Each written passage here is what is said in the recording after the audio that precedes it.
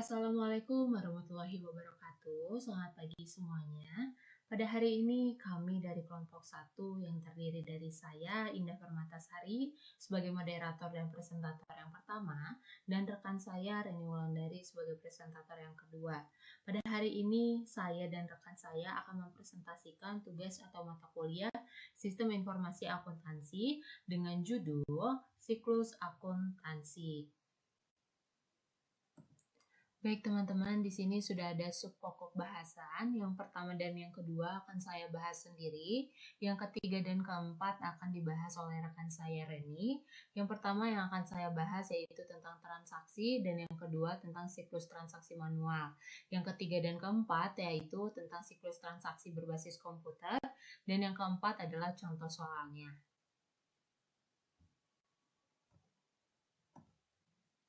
Baik teman-teman semuanya, hari ini saya akan membahas terlebih dahulu tentang transaksi. Apa sih transaksi itu? Jadi di sini saya mengutip 4 menurut para ahli sendiri. Yang pertama ada Azhar Susanto pada tahun 2013, yaitu akuntansi adalah peristiwa terjadinya aktivitas bisnis yang dilakukan suatu perusahaan. Yang kedua, menurut Mursyidi tahun 2010 mengatakan bahwa dalam buku berjudul Akuntansi Dasar yaitu transaksi adalah kejadian dalam dunia bisnis yang tidak hanya jual beli pembayaran dan penerimaan uang, tapi juga berakibat adanya kehilangan arus dan peristiwa lain yang bisa dinilai dengan uang. Selanjutnya, menurut Indra Bastian pada tahun 2010 menjelaskan bahwa transaksi adalah pertemuan antara dua pihak, penjual dan pembeli, yang saling menguntungkan dengan adanya data atau bukti atau dokumen pendukung yang dimasukkan ke dalam jurnal setelah melalui pencatatan. Dan menurut Skoisen pada tahun 2009 menjelaskan bahwa transaksi adalah pertukaran barang dan jasa baik antara individu, perusahaan maupun organisasi yang memiliki pengaruh ekonomi terhadap bisnis. Jadi bisa disimpulkan bahwa transaksi menurut 4 para ahli itu adalah transaksi adalah pertukaran antara kegiatan ekonomi yang melibatkan setidaknya dua pihak dengan adanya pertukaran barang, jasa, atau nilai ekonomi lainnya yang direkam secara tertulis atau dalam jurnal akuntansi. Nah, selanjutnya di sini saya akan membahas tentang jenis-jenis transaksi. Jenis-jenis transaksi dibagi menjadi 4. Yang pertama yaitu cash transaction atau transaksi tunai.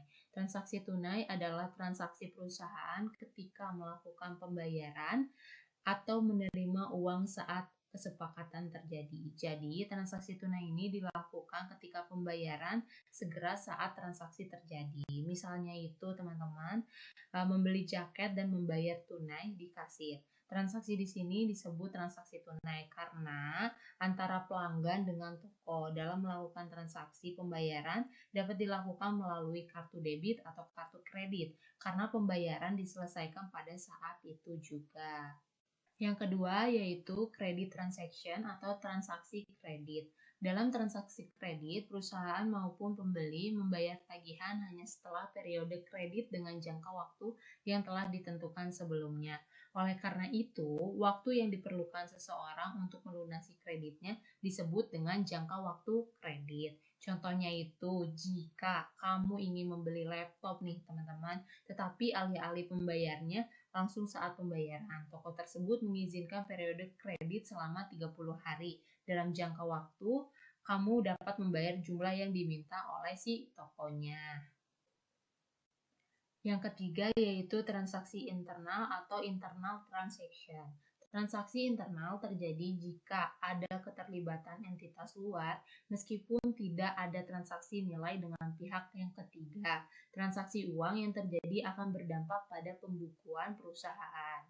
Yang keempat ada transaksi eksternal. Transaksi eksternal terjadi ketika banyak pihak berpartisipasi dalam perdagangan. Contohnya itu terjadinya setiap hari termasuk membeli barang, pembayaran sewa atau listrik, ataupun membayar staf atau pegawai. Baik, selanjutnya di sini saya akan membahas tentang alat bukti transaksi. Yang pertama, bukti transaksi internal. Jadi, bukti transaksi internal ini ialah pencatatan kejadian dalam internal perusahaan. Biasanya itu berupa memo. Di sini saya sudah mengambil satu contoh memonya dan buktinya. Jadi, memo itu tuh adalah perintah atau instruksi dari pimpinan kepada bagian-bagian yang ditunjukkan. Misalnya dari pimpinannya sendiri kepada bagian pembukuan. Selanjutnya di sini ada bukti kas masuk. Jadi, bukti kas masuk ini tuh merupakan bukti transaksi yang menunjukkan bahwa menerima uang tunai. Intinya, perusahaan menerima uang tunai, misalnya menerima pendapatan dari penjualan barang secara tunai, menerima sewa secara tunai. Intinya, perusahaan itu tuh menerima uang kas secara tunai. Jadi kalian bisa lihat contoh yang ada di PowerPoint tersebut. Di sini ada contoh bukti kas masuk. Selanjutnya ada bukti kas keluar. Di sini teman-teman bisa lihat, di situ ada contoh di sampingnya bukti kas keluar contohnya. Jadi bukti kas keluar itu merupakan bukti yang menunjukkan bahwa perusahaan mengeluarkan uang tunai. Intinya ada uang tunai yang dikeluarkan dari kas perusahaan. Contohnya itu bisa membayar gaji pegawai, membayar beban listrik, atau misalnya mengambil uang pribadi, atau di situ ada pengambilan uang yang dilakukan oleh pemilik perusahaan. Selanjutnya di sini ada bukti transaksi ekstern atau eksternal. Bukti pencatatan transaksi yang terjadi dan berhubungan dengan pihak ekstern atau eksternal atau pihak luar perusahaan. Jadi intinya itu ada transaksi yang melibatkan pihak-pihak perusahaan luar. Nah, teman-teman di sini ada satu contoh yaitu contoh kwitansi. Kwitansi adalah transaksi ketika ada pengeluaran dan penerimaan uang. Biasanya kalau kalian bayar sesuatu, kalian mendapatkan bukti pembayaran yang disebut kwitansi. Artinya kalian telah membayar sejumlah uang kepada penerima dan penerima mengeluarkan bukti kwitansi tersebut yang artinya penerima uang telah menerima uang pembayaran dari kalian. Selanjutnya di sini ada faktur. Jadi, faktur itu merupakan bukti transaksi pembelian dan penjualan barang secara kredit. Di sini teman-teman bisa lihat satu contoh bukti faktur. Jadi, intinya ada jual beli barang secara kredit. Nantinya notanya itu disebut dengan faktur. Ini dia bukti contoh dari faktur sendiri. Selanjutnya di sini ada rekening koran. Rekening koran merupakan bukti yang menunjukkan adanya mutasi kas yang mempunyai hubungan penyusunan, pencatatan antara kas bank dan kas perusahaan yang bersangkutan. Jadi intinya di sini adanya hubungan antara bank sama perusahaan yang dimana perusahaan biasanya melakukan mutasi kasnya itu di bank dan ini merupakan bukti transaksinya. Di situ ada contoh. Selanjutnya di sini ada cek. Cek merupakan surat perintah kepada bank untuk membayar sejumlah uang kepada pemegang saham. Jadi teman-teman di sini bisa dilihat, di sini ada bukti cek di Bank BCA. Jadi cek itu biasanya digunakan ketika melakukan transaksi dengan nominal yang cukup besar. Jadi kalau kalian melakukan transaksi nominalnya cukup besar, kalian biasanya menggunakan cek. Kalian bisa lihat di situ ada nominalnya yang tertera. Contohnya itu 2,7 miliar. Selanjutnya di sini ada nota kontan. Nota kontan merupakan bukti transaksi yang diberikan dari pihak penjual kepada pihak pembeli ketika terjadi penjualan barang secara tunai. Jadi, ini kebalikan dari faktur. Kalau faktur intinya jual beli barang secara kredit, sedangkan nota kontan ini intinya jual beli barang secara tunai. Kalian bisa lihat di situ ada format nota kontan yang ada di gambar samping tersebut. Selanjutnya di sini ada billet giro. Billet giro merupakan surat perintah kepada bank agar memindah bukukan sejumlah uang dari rekeningnya ke rekening penerima yang namanya tersebut di dalamnya yaitu billet giro. Jadi intinya billet giro ini pemindahan bukukan sejumlah uang ke rekening penerima yang namanya ada di bilet giro. Baik teman-teman, di sini saya akan membahas tentang siklus akuntansi. Nah, di sini saya mengambil dua para ahli. Yang pertama menurut Dina Fitria pada tahun 2014 halaman 28 mengatakan bahwa siklus akuntansi mengacu pada tahapan kegiatan akuntansi yang dimulai segera setelah transaksi terjadi dalam suatu entitas. Sedangkan menurut Rahman Pura pada tahun 2013 halaman 18 mengatakan bahwa siklus akuntansi adalah seperangkat tugas dan tahapan akuntansi yang terjadi secara sistematis. Jadi, dua dari para ahli tersebut bisa disimpulkan bahwa inti dari penjelasan si Dina Fitria dan Rahman Pura mengatakan bahwa siklus akuntansi adalah serangkaian tahapan atau tugas yang terjadi setelah transaksi keuangan terjadi dalam suatu entitas. Siklus ini merupakan proses sistematis yang dimulai dari identifikasi transaksi, pencatatan dalam jurnal, pengungkapan dalam buku besar, penyesuaian, pembuatan laporan keuangan, hingga penutup buku. Dengan demikian, siklus akuntansi mencakup langkah-langkah yang diperlukan untuk merekam, mengelompokkan, dan menyajikan informasi keuangan secara akurat dan teratur.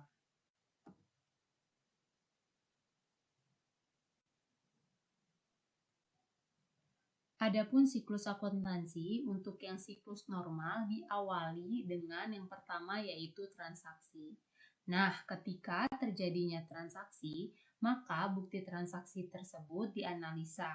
Akun apa saja yang terlibat dan posisi akun tersebut di debit atau di kredit. Nah, hasil analisa itu maka dicatat ke dalam jurnal.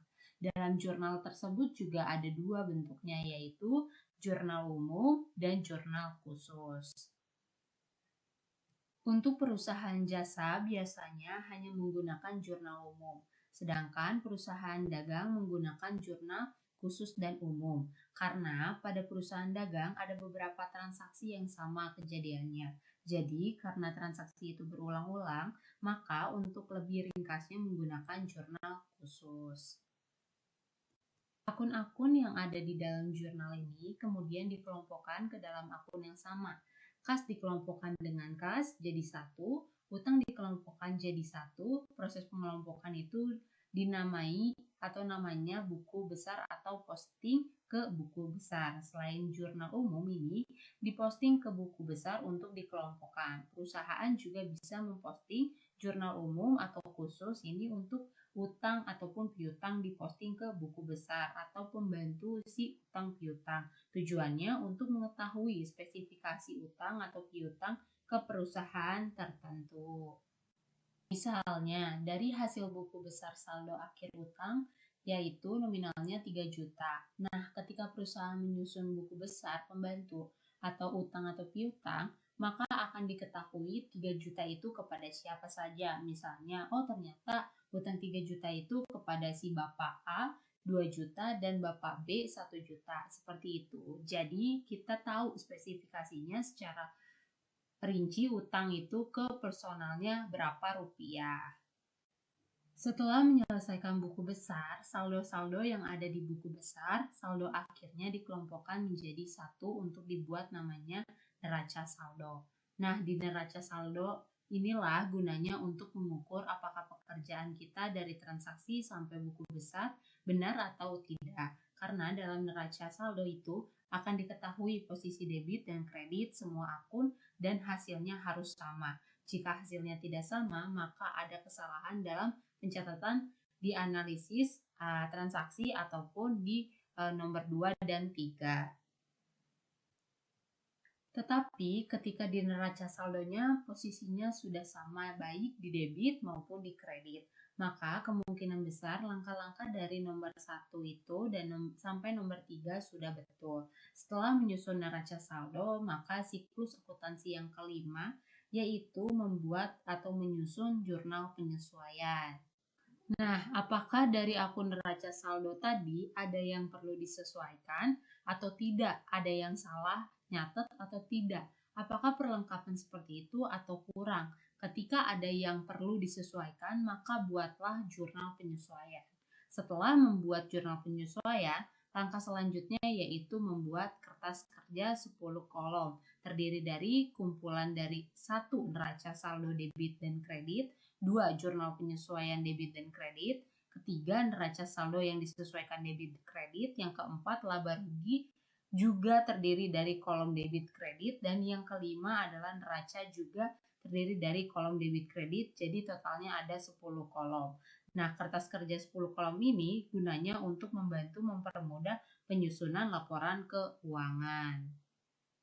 Karena untuk menyusun laporan keuangan, laba rugi datanya diperoleh dari kolom laba dan rugi. Sedangkan untuk menyusun neraca, ada laporan keuangan bisa diambil dari neraca dan hasil dari perhitungan modal akhir. Jadi intinya kertas kerja ini membantu dalam menyusun laporan keuangan. Nah, setelah membuat laporan keuangan, maka langkah selanjutnya yaitu membuat jurnal penutup. Jurnal penutup ini digunakan untuk menutup akun-akun nominal karena akun nominal itu tidak digunakan lagi atau berhenti di periode ini saja. Karena nanti ketika mulai ke siklus baru lagi akan ada nominal yang baru lagi, teman-teman. Maksudnya seperti itu. Jadi jurnal penutup ini untuk menutup akun nominal. Nah, setelah membuat jurnal penutup, langkah selanjutnya yaitu membuat neraca saldo setelah penutup. Ini bentuknya hampir sama dengan nomor 4 yaitu neraca saldo. Tapi wujudnya dia tidak akan muncul akun nominal. Nah, pada neraca saldo penutup hanya muncul akun real karena akun nominal sudah ditutup di nomor 8 yaitu jurnal penutup. Setelah membuat neraca saldo setelah penutup, langkah selanjutnya yaitu dicek atau mengecek kembali apakah jurnal penyesuaian ini ada yang perlu dibalik atau enggak. Nah, jadi kita membuat jurnal pembalik yaitu untuk mengecek adakah jurnal penyesuaian yang perlu dibalik. Kalau ada, buatlah jurnal pembalik itu. Jurnal pembalik ini tuh digunakan atau gunanya untuk menjaga konsistensi terhadap pencatatan perusahaan. Setelah membuat jurnal pembalik, langkah selanjutnya membuat neraca saldo setelah pembalik. Nah, neraca saldo setelah pembalik ini tuh menjumlahkan nomor 9. Di nomor 9 yaitu neraca saldo setelah penutup, dan nomor 10 yaitu jurnal pembalik. Saldo setelah pembalik ini, maka perusahaan sudah siap untuk menghadapi transaksi berikutnya. Oh ya teman-teman, untuk informasi nomor 1 sampai 9 ini dari transaksi sampai neraca saldo setelah penutup ini diperoleh atau dibuat di periode tersebut. Sedangkan nomor 10 yaitu jurnal pembalik dan nomor 11 neraca saldo setelah pembalik ini dibuat di awal periode berikutnya. Nah, itu saja yang bisa saya bahas tentang dua materi yaitu transaksi dan siklus akuntansi. Selanjutnya saya serahkan kepada Reni Wulandari untuk menjelaskan dan membahas materi selanjutnya. Terima kasih. Dipersilakan kepada Reni Wulandari.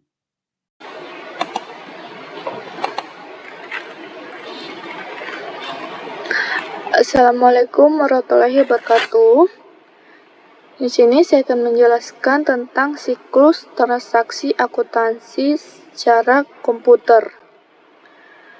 Siklus transaksi akuntansi secara komputer terbagi menjadi 6 bagian. Yang pertama, saya akan menjelaskan pengertian komputerisasi akuntansi.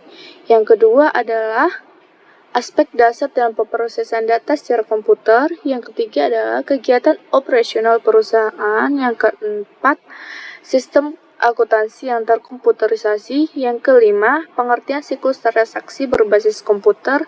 Yang keenam, contoh soal siklus akuntansi secara komputer.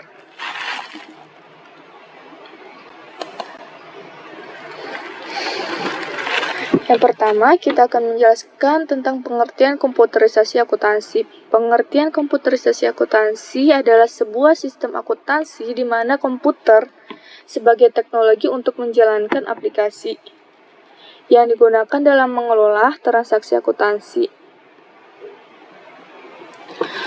dan sekaligus untuk menghasilkan laporan keuangan dalam sebuah perusahaan.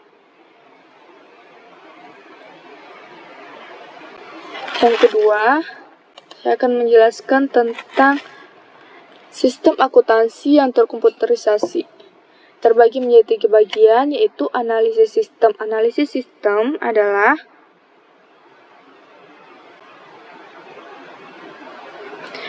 personalia yang merancang sistem berdasarkan kebutuhan-kebutuhan informasi. Yang kedua, programmer adalah orang yang menulis instruksi untuk komputer.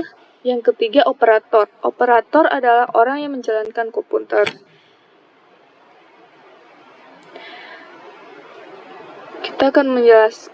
Yang ketiga, kita akan menjelaskan tentang 3 aspek dasar dalam pemrosesan data secara komputer. Yang pertama, perangkat lunas atau hardware.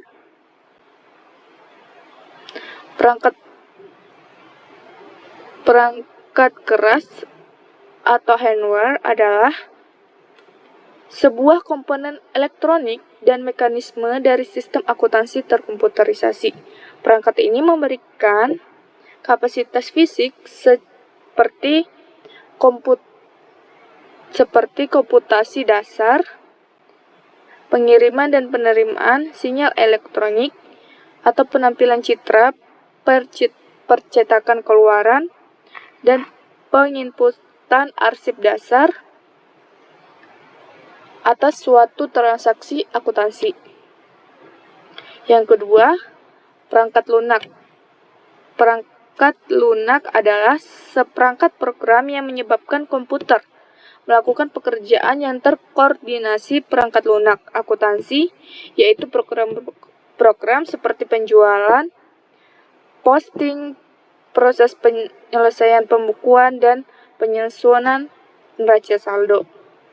Yang ketiga adalah pelaksanaan. Pelaksanaan adalah sistem akuntansi terkomputerisasi karena adanya sumber daya manusia yang melakukan input data, menganalisis kinerja sistem, pemrograman kerja sistem, dan bertindak sebagai operator komputer. Selanjutnya kita akan menjelaskan tentang sistem akuntansi terkomputerisasi dibedakan menjadi 2 bagian.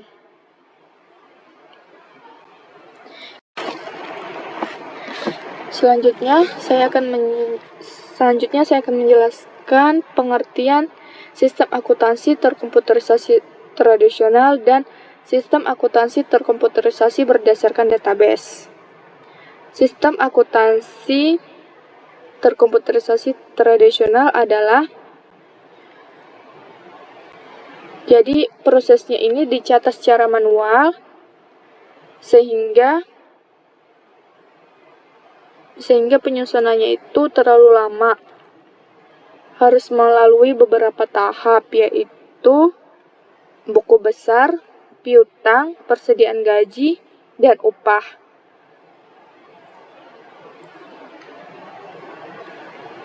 Sedangkan sistem akuntansi terkomputerisasi berdasarkan database, sistemnya ini udah terintegrasi, seluruh akun menjadi satu dan disimpan pada alat penyimpanan akses langsung.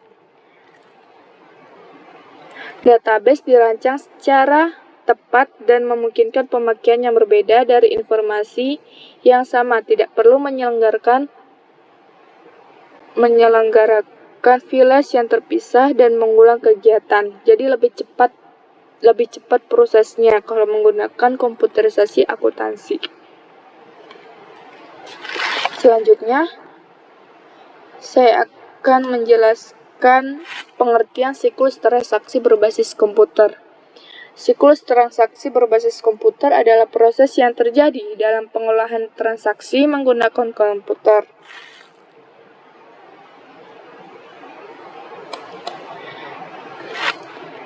Selanjutnya kita masuk ke contoh soal siklus akuntansi secara komputer. Perusahaan XYZ melakukan penjualan barang pada pelanggan sebesar 50 juta. Transaksi tersebut dicatat secara otomatis dalam sistem akuntansi. Tentukan langkah-langkah yang terjadi dalam siklus transaksi ini secara komputer. Langkah-langkahnya dalam siklus transaksi komputer pada kasus ini yaitu pelanggan melakukan pembelian barang melalui sistem e-commerce perusahaan XYZ.